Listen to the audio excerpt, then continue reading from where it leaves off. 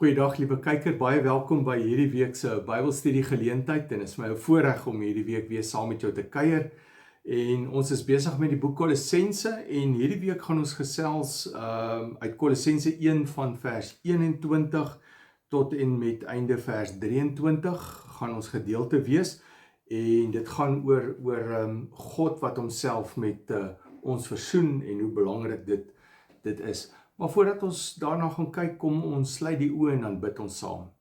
Hemelvader, baie dankie vir 'n wonderlike geleentheid soos hierdie wat ons het om u woord te bestudeer, om te weet dat u ons God is, om te weet dat u ons so liefhet dat u vir Jesus na hierdie wêreld toe gestuur het. Dit is my gebed dat u ook deur hierdie boodskap mense se harte sal aanraak en lewens verander, sodat ons weer kan uitgaan en ook weer 'n verdere verskil kan gaan maak in die wêreld. Vader, kom praat met ons deur hierdie boodskap vandag, in Jesus naam bid ons dit. Amen. Nou, is 'n kort gedeelte waarby ons vandag gaan stil staan, want verlede week het ons gekyk na die gedeelte van 15 tot 20, wat gegaan het oor die voorrang van die Seun, die belangrikheid van Jesus, en Paulus wat vir die gemeente wil sê, ja, daar's 'n klomp dwaalleraars wat ander goed vertel oor Jesus, maar ek wil julle kom vertel hoe belangrik Jesus Christus is en wie hy is. En ons het gesien dat hy die eersgeborene is. Nou hierdie week dan kom vertel hy vir die gemeente dat hy homself met ons versoen het, jy weet, met God versoen het. En dit gebeur deur Jesus Christus. Nou kom, ek gaan vir jou lees uit die 83 vertaling en die teksgedeelte verskyn ook op die skerm. Goed, vers 21. Ook julle was voorheen ver van God af en vyhandig gesind teenoor hom, soos blyk uit julle sondige lewenswyse. Nou ons gaan kyk na vers vir vers. So hy sê vir hulle, gemeente, julle wat ek nou nog nie gesien het nie, maar ek weet, julle het gelowig geword. So voordat jy gelowig geword het, was jy ver van God af. Dan vertel hy vir hulle ietsie, dis julle vorige lewenswyse, julle was vervreemd van God af, hy was nie belangrik nie, hy het geen belangrike rol in julle lewe gespeel nie, julle was eintlik vyhandig gesind teenoor hom. Julle was soos wat hy in Efesiërs skryf, julle was 'n vriend van die wêreld gewees. En wie 'n vriend van die wêreld is 'n vyand van God. En julle het gedoen net wat julle wou. En julle was nie gehoorsaam aan God gewees nie. So, dis hoekom hy sê, julle was ver van God af gewees en vyhandig gesind teenoor hom. So tipies kan ons maar sê, julle het die lewe geleef van die ou mens, waar jy nie versoen was met Christus nie. En dan kom sê hy, maar nou, so iewers verander iets in vers 22, dan sê hy, maar nou het hy ook julle met homself versoen, deurdat sy seun as mens gesterwe het, om julle heilig, sonder smet en onberispelik voor hom te stel. So hy kom sê in vers 22, maar daar het 'n draaipunt gekom.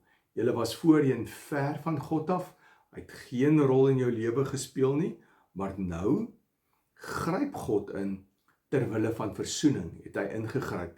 En die versoening vind slegs plaas deur die kruisdood van Jesus Christus, waar Jesus die volmaakte offerlam kom word, waar hy sy liggaam kom gee, en waar hy eintlik mos nou sonder skuld was, vlekkeloos was.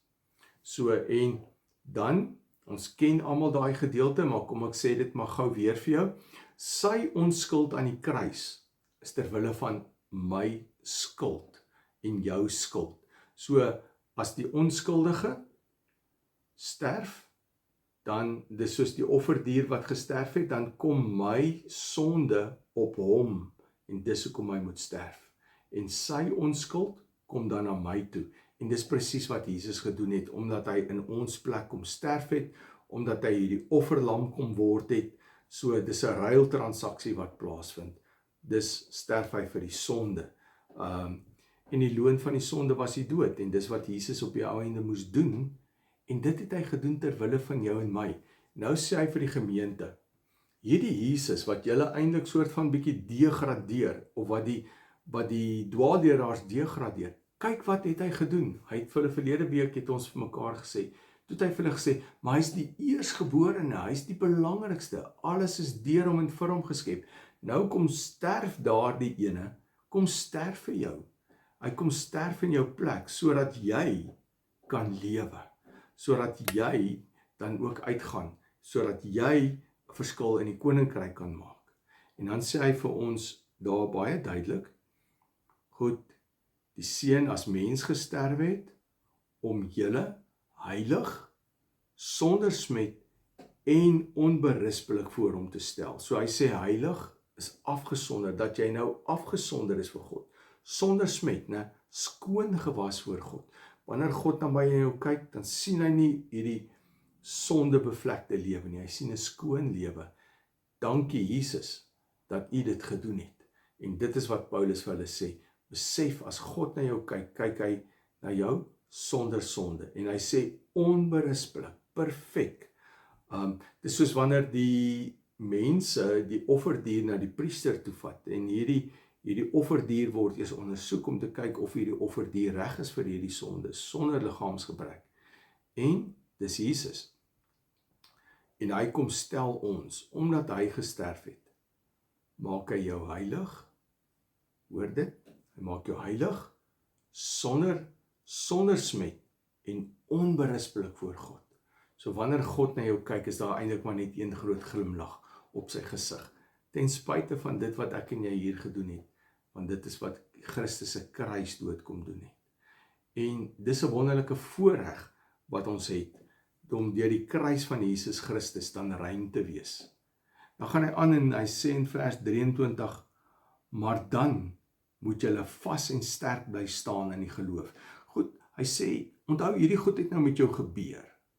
Jy is gered, jy is nou heilig, sonder smet, onberispelik voor hom. Hy sê, maar iewers uit daai daad van moet daar dankbaarheid voortspruit.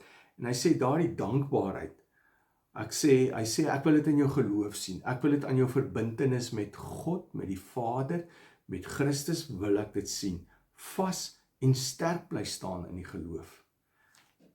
Die geloof dat hy jou verlosser is, dat hy jou vergewe het, dat hy jou nuut kom maak het, dat jy nou heilig en onberispelik en sonder smet. Daardie goed, jy moet vas bly staan daarin, want dis deels van jou nuwe identiteit, om te kan leef in die wêreld, om 'n impak te maak in hierdie wêreld. En hy sê, staan vas en staan sterk daarin. Wees gegrond daarin, sê die 33 vertaling vir ons. En hy sê, maar dan moet julle vas en sterk bly staan in die geloof, en julle nie laat losruk. So moenie toelaat dat iemand jou losruk nie.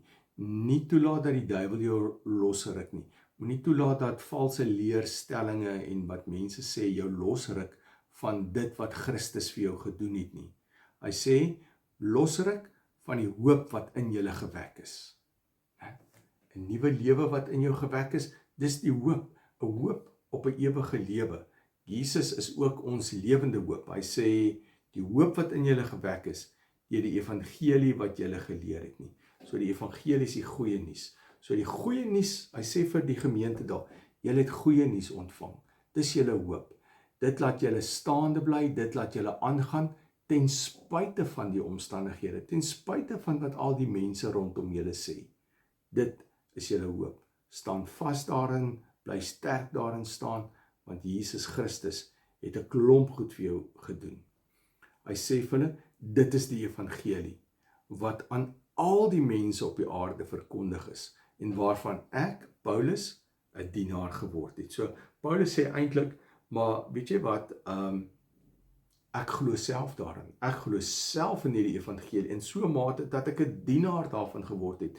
Dit wat Paulus eers geglo het, sê hy nee, ek glo nou in Christus as die verlosser, en ek glo sodan dat ek 'n dienaar word, dat ek dit graag vir ander wil gaan vertel, en dis 'n nuwe lewenswyse, dis die evangelie van die goeie nuus wat hy dan vertel, en hy sê ek en jy moet dieselfde gaan doen.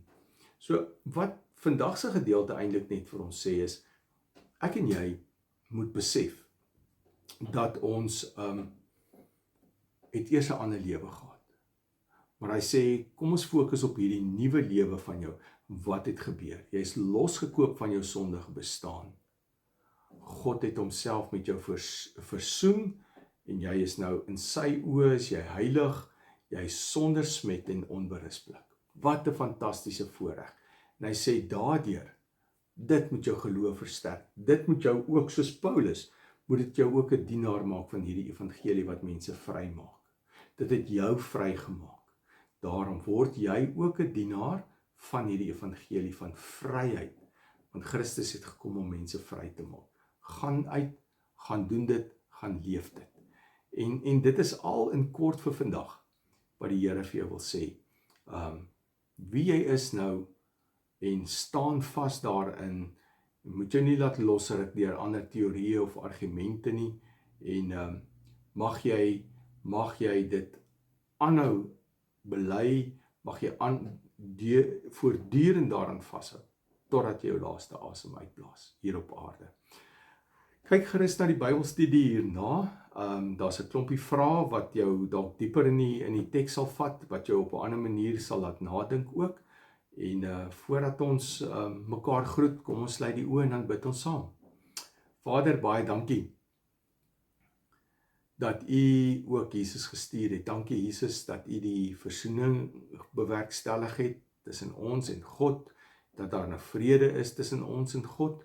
Baie dankie, dat ons sonder smet kan wees. Dankie dat ons heilig kan wees en onberisplik voor die Vader. Dis 'n wonderlike voorreg, en help ons om daarin vas te staan, asseblief, en ook om hierdie evangelie te bedien aan ander, om hierdie vryheid wat ons gekry het en hierdie vryspraak, dat ons dit met ander sal deel. Asseblief, help ons daarin, Heilige Gees, rus ons toe, geef ons die krag daartoe. In Jesus naam bid ons dit. Amen. Dit is my gebed dat jy in hierdie week wat kom, dat jy 'n goeie bedienaar van hierdie goeie nuus sal wees. Dat jy uitgaan, dat jy dit sal leef van die hoop wat in jou is. Dat jy sal leef soos iemand wat heilig, sonder smet en onberisplik voor God is. Mag jy 'n geseënde dag verder hê. Mag jou week geseënd wees. Mag jy 'n verskil gaan maak in hierdie wêreld. Seën vir jou, as die Here wil, gesels ons volgende week verder, daarvan Kolossense 1 van vers 24 tot en met vers 29, dan is ons klaar met hoofstuk 1. Seën vir jou, tot ons weer gesels. Groete.